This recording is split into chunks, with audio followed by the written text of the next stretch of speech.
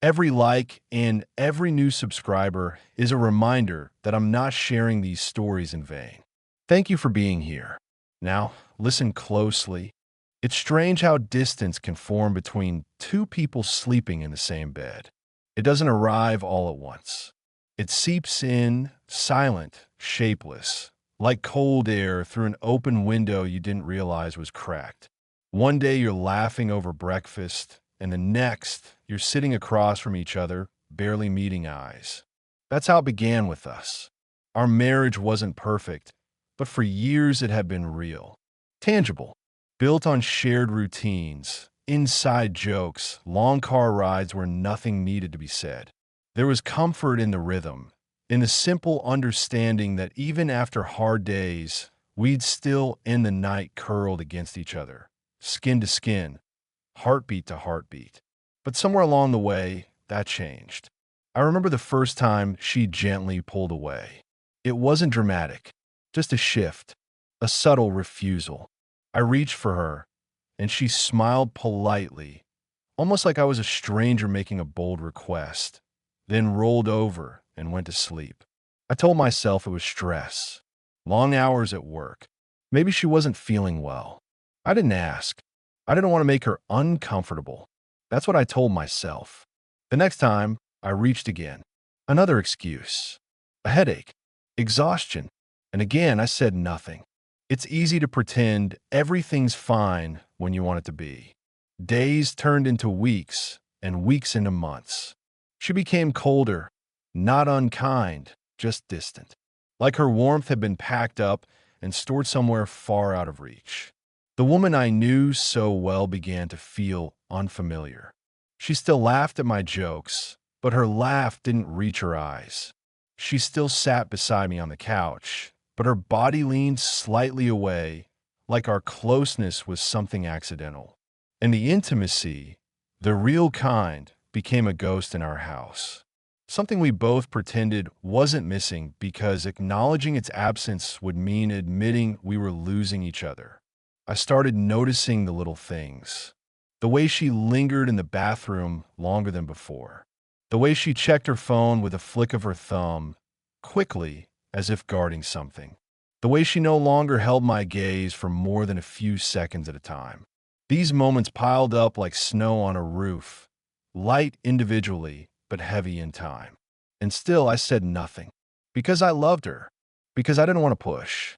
Because I thought, maybe, just maybe, this was a phase. Something that would pass. Something we could outlast. That's what people always say, right? Marriage has its seasons. Its storms. I told myself we were just weathering a rough one. But deep down, a different voice had started whispering. Something was wrong. Not broken. Not yet. But wrong. Tilted. Misaligned. I started waking up at night, turning toward her out of habit, only to find her curled at the edge of the bed, back turned, blanket wrapped tightly around her. There were nights I lay there staring at the ceiling, wondering what I had done, wondering if I was imagining it, wondering if this was just what long-term love looked like, slow erosion instead of explosions. But then I'd remember the past, the way she used to reach for me, the spontaneous touches, the warmth in her voice when she said my name. And I knew this wasn't time. This wasn't routine fatigue. This was retreat, a withdrawal. From me, from us, from everything we had built. I started blaming myself. Maybe I'd grown complacent. Maybe I wasn't attentive enough. Maybe I missed a signal, a cry for connection that went unanswered. I tried harder, brought her flowers, cooked her favorite meals, cleaned the kitchen without being asked. All the small things that once made her smile. She said thank you every time, but her eyes never softened. Her body never turned back toward mine. We became housemates, roommates, partners in the logistical sense, bills, schedules, groceries, but not in the way that once made life feel full. We lived in the same space, shared the same air, but our souls no longer touched. Not like they used to. And the worst part? She never acknowledged it. She moved through the house like nothing had changed, like we hadn't been untouched for nearly 4 months. Like she didn't notice the loneliness slowly rising in my chest like water in a sinking ship. I held on to hope because it was all I had left. Hope that she would wake up one day and reach for me. Hope that she would speak first, that she would name what we were both avoiding, that she would look at me and see me again, not the husband she'd grown used to, but the man she once craved. But that day didn't come. Not then. Instead, something else did, something I never expected. After nearly half a year of coldness, silence, and avoidance, she walked into the kitchen one morning and asked if I'd ever thought about having a baby. And in that moment, everything inside me stilled. The question echoed in my mind long after she left the room. It wasn't just what she said, it was how casually she said it. Like we hadn't spent months in quiet retreat from each other. Like the coldness between us hadn't stretched so far it froze the very center of our connection. One moment we were strangers in our own home, and the next she was asking about a child. And not in theory, not as a hypothetical one day. She meant now. It unsettled me, not because I was afraid of fatherhood, but because something didn't fit. The math didn't add up. You don't ignore someone for months, avoid their touch, flinch from closeness, and then ask to create a life with them. That wasn't love. That was something else. I didn't know what, but I could feel it beneath her words like a hidden current pulling at my feet. I didn't answer her right away. Instead, I said the things people say when they're unsure. I nodded. I changed the subject. I smiled in that way that means everything and nothing at all. And inside, I unraveled. I began watching her more closely. Not with suspicion, not yet, but with curiosity. Her movements, her energy, the way she suddenly seemed brighter, more present. She started cooking again, organizing corners of the house she hadn't touched in months. Her phone was always close, but she wasn't as guarded anymore. It was like she had made a decision internally and had shifted into a version of herself designed to carry it through. And I was part of that plan, whether I wanted to be or not. At night, she stopped turning away in bed. She lay still, not inviting, but no longer closed. And for a while, I allowed myself to believe this was healing. That perhaps this was just her process. That maybe she had gone through something emotional she didn't know how to express. And now she was returning to us. To me. But the silence lingered. She never explained the months of distance. Never apologized. Never addressed the absence that sat like a third body between us. And I, foolishly, continued to say nothing. I let the idea of a baby replace the conversation we truly needed to have. Because in some strange, selfish way, I wanted to believe she was coming back. I started imagining the life she was hinting at, the crib by the window, the mornings with little feet racing down the hallway, the quiet pride of teaching someone to tie their shoes or ride a bike. I wanted those things. I had always wanted them, but not like this. Not in silence. Not built on a foundation of unanswered questions. I kept telling myself the distance had been temporary, that life sometimes pulls people apart before it brings them back together, that maybe this baby would be the bridge that brought us across the chasm. But late at night, I would lie awake staring at the ceiling and feel the weight of something unspoken pressing down on me. It was the same bed, the same room, the same walls, but nothing was the same. We were pretending, and pretending was dangerous, because in pretending, you lose sight of the truth. You forget how real love feels and begin to accept the imitation. She began researching fertility windows, talking about prenatal vitamins, dropping hints about timing. Everything moved quickly, too quickly, and I nodded along, trying to keep up, my body present, but my mind stuck in rewind, replaying the months of withdrawal, wondering what had changed. One night, I sat alone in the living room long after she went to bed. The house was quiet, and the light from the kitchen cast long shadows across the hardwood floor. I thought about the man I had become, the version of myself that accepted silence, that excused neglect, that traded his voice for peace. I didn't recognize him anymore. I wasn't angry. Not yet. But I was growing tired. Tired of the questions. Tired of the guessing game. Tired of being a passenger in my own marriage, silently driven toward a destination I hadn't agreed to. She was planning a future, but I wasn't sure I was part of it, not the real me. I was beginning to feel like a character in a script I hadn't written, repeating lines handed to me by someone I barely knew anymore. And the more I played along, the more I began to suspect that there was a reason for the performance. A reason she needed this baby now. A reason she had chosen this moment to resurrect intimacy after months of pretending I didn't exist. And that's when the fear began. Not fear of becoming a father, but fear that I was being used to become one. There's something unsettling about sudden affection. When someone who's kept their distance for months suddenly reaches for you, it doesn't feel like warmth. It feels like strategy, like there's a calculation behind every touch. And once that thought crosses your mind, it's hard to let go of it. That's how it felt with her. One day, I was sleeping beside a stranger who hadn't looked me in the eyes in weeks. The next, she was wrapping her arms around me like nothing had ever been wrong, as if months of rejection could be rewritten with a few soft glances and a smile at the breakfast table. And I wanted to believe it. God, I wanted to. But I couldn't forget how quiet she had been, how she had disappeared in plain sight, how intimacy had evaporated without reason or discussion, leaving me to wander alone in the dark. I couldn't unfeel those months of absence just because she had decided to act like they hadn't happened. What had changed? That question took up space in my head like a fog that refused to lift. She hadn't opened up.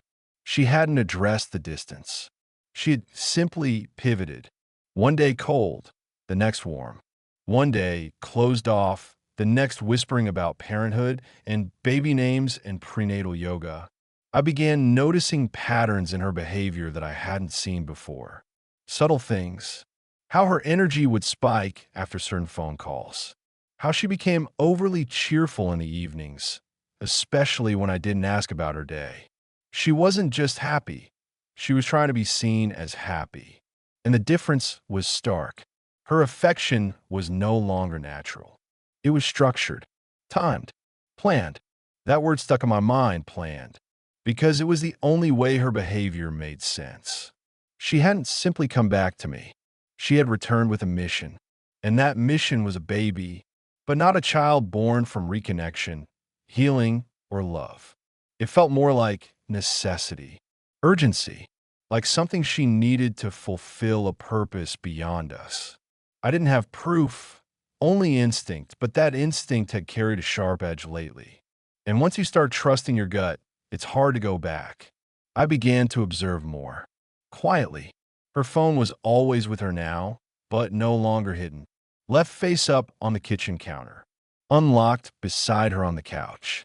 Almost too available, like a stage prop placed perfectly in the background.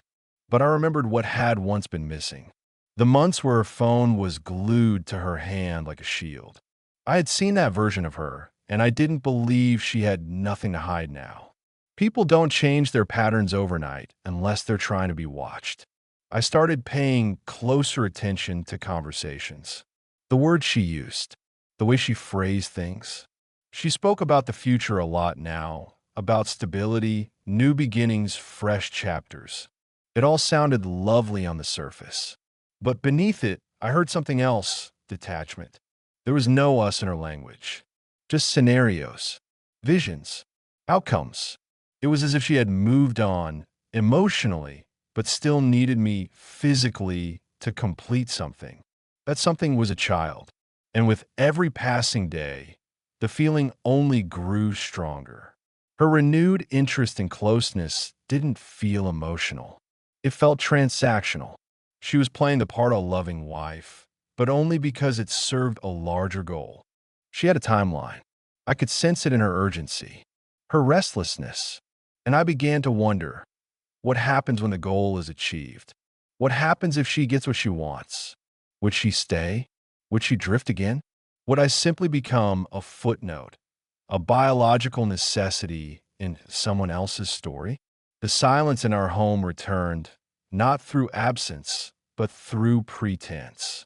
Everything she did now was saturated with intent. She left parenting books on the nightstand. She watched family vlogs on her laptop at night, with a volume just loud enough for me to hear. She scheduled appointments and checked ovulation apps like someone training for a deadline. And all the while, she never once spoke about us, never once addressed the void, never once acknowledged the months where we were nothing more than polite roommates. I stopped responding, not outwardly, but internally. I smiled, nodded, even went along with the plans. But inside, I was retreating. I was pulling away from the illusion because I didn't want to build a family on something false. And I had begun to suspect this wasn't just emotional negligence. It was deception. There was a reason for her sudden change, and I was going to find it, not by confrontation, but by quiet investigation. Because love doesn't return overnight, and trust doesn't bloom where no apology was ever planted. I started pretending to try, pretending to hope, pretending I was fully present in a plan that I no longer believed in. It didn't come from malice. I wasn't playing games. I was just tired of trying to understand something that refused to be explained, tired of holding on to a version of love that only I seemed to remember. So I let her lead. She charted cycles, left instructions on the fridge, set reminders on her phone that conveniently buzzed near me. She wanted the timing perfect, wanted me in the right place at the right moment, saying all the right things. I played along because it was easier than asking the question neither of us had the courage to answer. What were we really doing here? We didn't talk about our relationship. We talked about vitamins, basal temperatures, and how soon we'd want to renovate the guest room. The intimacy returned, technically, but it was clinical mechanical, a routine with a single purpose. The way she looked at me had changed too. There was no spark in her eyes, no emotional depth. Just observation, measurement, analysis. I wasn't a partner anymore. I was a function. She smiled more now, and on the surface, it should have comforted me, but it didn't. Her joy was rooted in control, not connection. Every small win in the process, a positive sign, a good window, a chance, felt like a step towards something she wanted, not something we wanted. And deep inside, I began to believe that the baby wasn't really about us at all. There was a moment I'll never forget. A Saturday morning. We were out, sitting side by side like any other couple. She looked out the window for a long time, and I caught a glimpse of something in her expression, something far away, detached, calculating. She wasn't daydreaming about family life or holding a future child in her arms. She was picturing freedom, a different life, one that didn't include me. I couldn't explain it then. I can only describe the cold certainty that swept over me in that moment. The realization that I was not building something with her. I was being used to create something she wanted to claim as hers alone. And once that happened, I didn't know what would be left of us, or if there ever was an us anymore. So I did the only thing I could do without blowing everything apart. I watched. Closely, I began to trace her patterns again.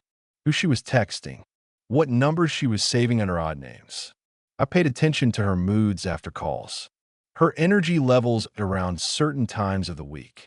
It wasn't about jealousy. It was about survival, about truth. And slowly, the cracks began to show. There were names she wouldn't mention, events she conveniently forgot to invite me to, meetings that ran suspiciously late. The more I observed, the more I felt like a stranger walking through someone else's life. Our life, if it could even be called that anymore, had become a theater production. She was playing the part of the hopeful wife, and I was cast as the oblivious husband. But I wasn't oblivious anymore. I noticed everything. How she checked the mirror 5 times before leaving the house for errands that should have taken 15 minutes. How her phone brightness was always dimmed when she was around me. How she once showered twice in the same day, even though she never worked out or left the house in between. None of it was proof on its own, but together it told a story. And that story did not end with us raising a child together. It ended with me, left behind, erased, replaced. I wasn't ready to confront her yet. Confrontation without clarity is a waste of energy. I wanted more, needed more, because I still didn't understand why. Why now? Why this urgency? Why return to me with a mission but no heart? That's when I decided to check the backups. She had a tablet she rarely used, one of those devices you forget to disconnect from cloud accounts. It took time, patience, and a little luck, but what I found inside confirmed what my heart had already started to accept. There were messages. They weren't from recent weeks. They dated back months, some even before the intimacy ended. Conversations that were private, personal, and never meant for my eyes. But they were mine now, and with every scroll, the truth sharpened like a blade.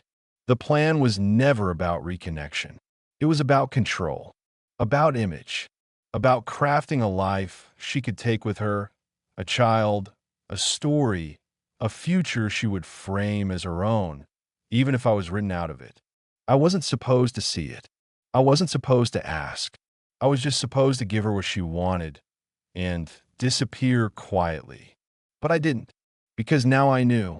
And once you know, you can't unsee the truth. You can only decide what to do with it. It's one thing to suspect. It's another to know. Suspicion lets you sleep at night. It gives you the benefit of doubt, that thin layer of hope between fear and truth.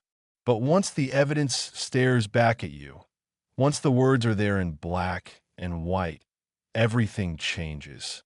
The ground beneath you shifts. You can't look at them the same way. You can't look at yourself the same way either.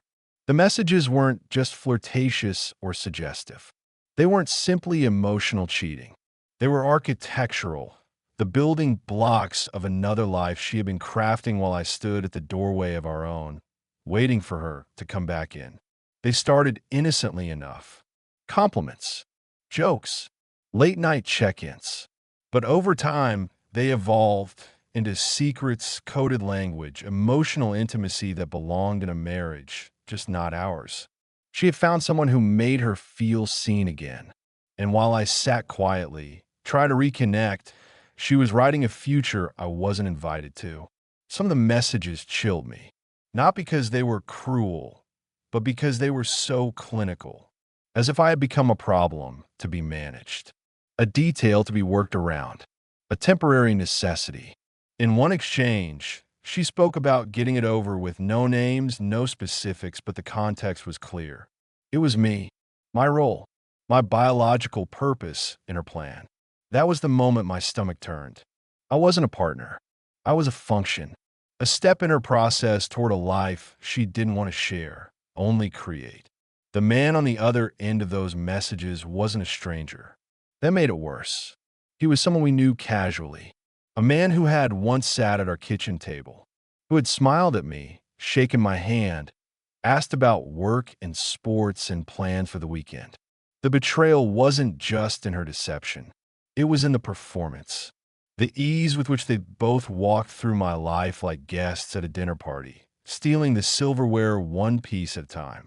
I scrolled through the messages with a stillness I didn't recognize in myself. Not anger, not even sadness. Just a kind of empty awareness, like I had stepped outside my body and was watching a man lose his marriage without flinching. Maybe I had already grieved it months ago. Maybe this was just the obituary. What struck me most was the timeline. It stretched back further than I expected. Before the intimacy stopped, before the withdrawal, before the silence. It wasn't a reaction to distance. It caused the distance. She had made a choice long before I ever noticed. And from that moment, everything had been carefully managed. My feelings, our routines, our shared life. She had kept the machinery running just enough to avoid suspicion, until she needed me again, for one thing. And now, I understood why the change had been so sudden. Why affection returned like a switch had been flipped. Why she began tracking cycles and talking about baby names. It was all part of the narrative. A story she would use to explain a future without me. Because a single mother with a tragic separation is sympathetic. But a woman who cheats and lies and manipulates is not. She had crafted a version of the future where I was expendable, necessary for the conception, irrelevant for the rest. And if I had continued playing my role, I might have stepped willingly into that erasure, confused, abandoned, but unaware of how intentional it all had been. But now I knew. And once you know the story behind the performance loses all power. I backed up everything. Screenshots, message logs, timestamps. I saved it on a hard drive, locked it in a drawer, and kept a duplicate offsite. Not for revenge, not even for proof, but for clarity. For the moment I would need to remind myself that I wasn't crazy, I wasn't imagining things, and I hadn't failed her. She had failed the truth. From that day forward, I changed. I didn't show it. I didn't confront her. I didn't fall apart. I just observed. I let her continue the show. Let her believe I was still in the fog, still her passive participant. It gave me time, space, a chance to think clearly for the first time in months. Because now I was no longer asking questions. Now I was building an answer. And it would come, not in fury, not in tears, but in a silence so absolute, she wouldn't even realize the moment I stopped loving her until she heard the door close behind me. I had always believed that betrayal was the act itself, the message, the lie, the infidelity. But I was wrong. Betrayal is more than a moment. It's a slow corrosion. It's the days you're kissed by someone planning their exit. It's the affection given out of guilt, not love. It's the smiles that serve as camouflage for abandonment already underway. Once I knew the truth, I couldn't stop seeing it everywhere. In the way she hovered in the mirror longer than necessary, studying herself as if preparing for another performance. In how she was suddenly kinder to my family, overly sweet, almost performative. It wasn't healing. It was optics. She was crafting her legacy, preloading the sympathy she'd need when her version of the story went public. The loving wife who tried to save a crumbling marriage, who selflessly wanted a child, only to be left behind by a man who just couldn't handle it. She wasn't planning a family. She was planning her image.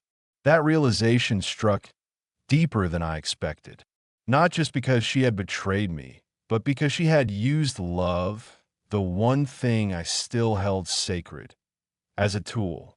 She didn't want a baby with me. She wanted a baby from me. I was a donor wrapped in the disguise of a husband, and I had come terrifyingly close to playing that part without knowing it. I retraced everything, every detail, every interaction. I looked back through her browser history, her saved photos, even her appointment calendar. The truth was all there, subtle, but visible once I knew what to search for.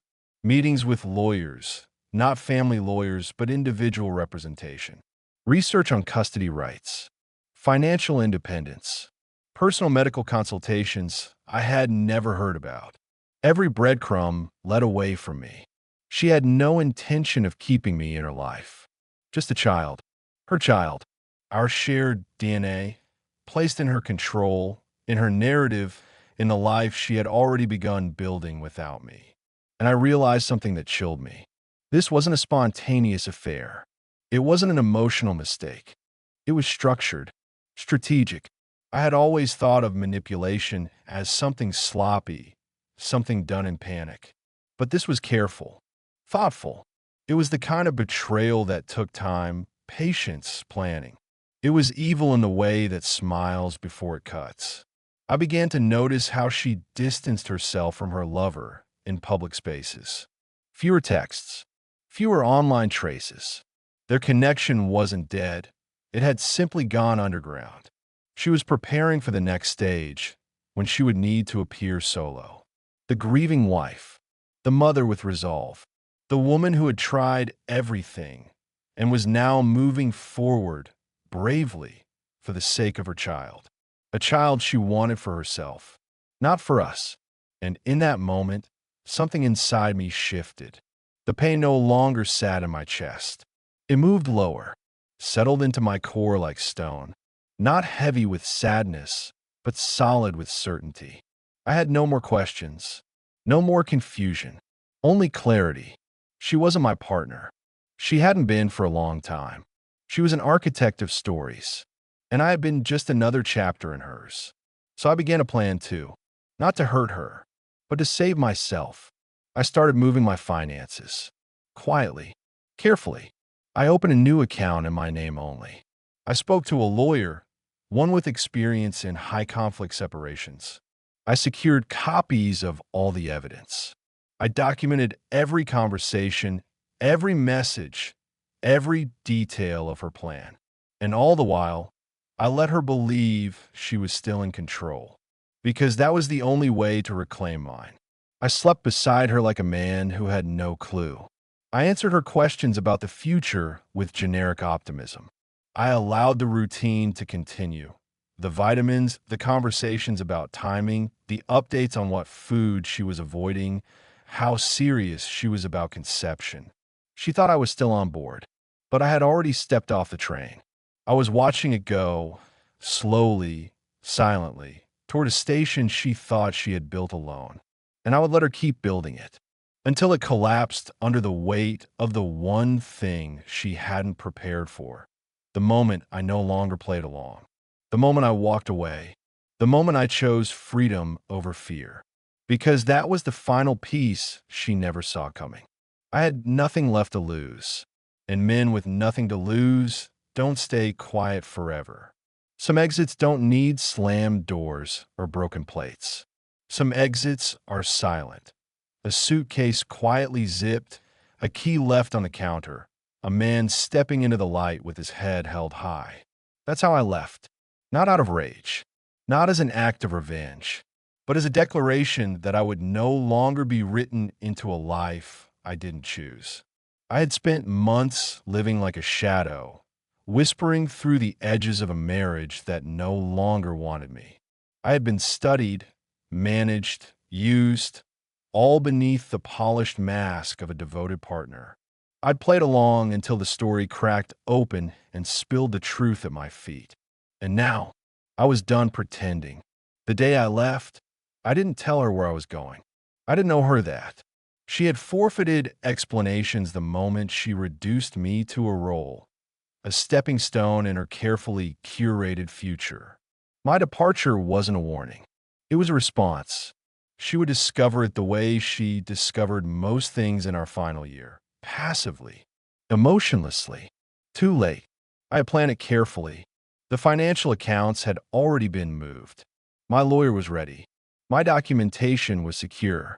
I had backed up every message, every transaction, every trace of her deception. Not because I wanted to expose her, but because I needed to protect myself. People like her rewrite history.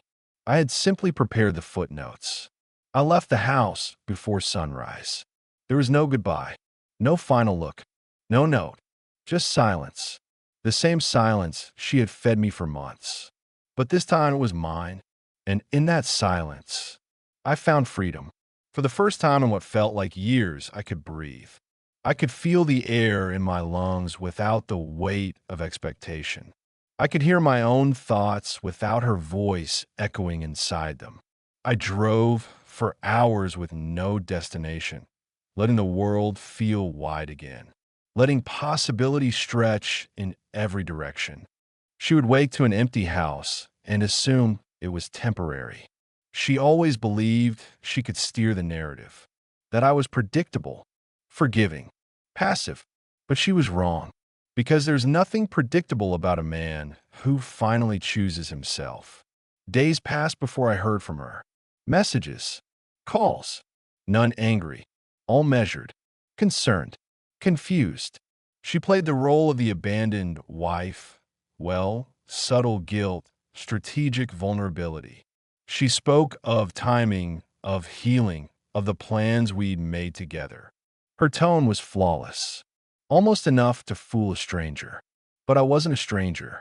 I was the man she tried to erase. And now, I was the one with the pen. I didn't respond.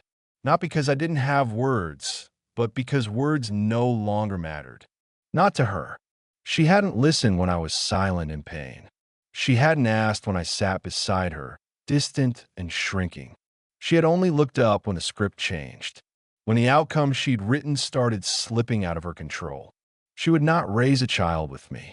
She would not rewrite the past. She would not cry in court and twist the truth, because I was never part of her future.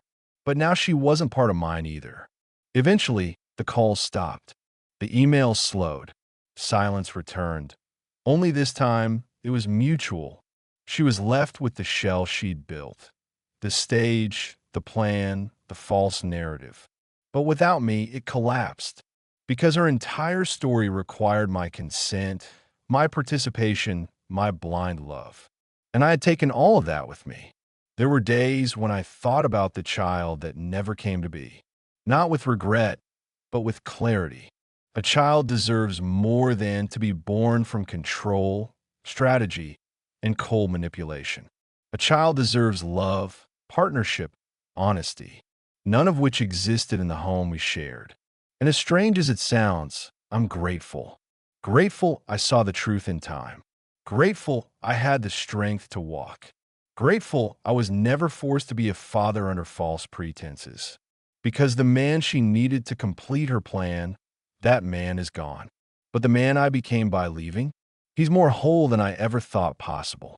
Not bitter, not broken, just free.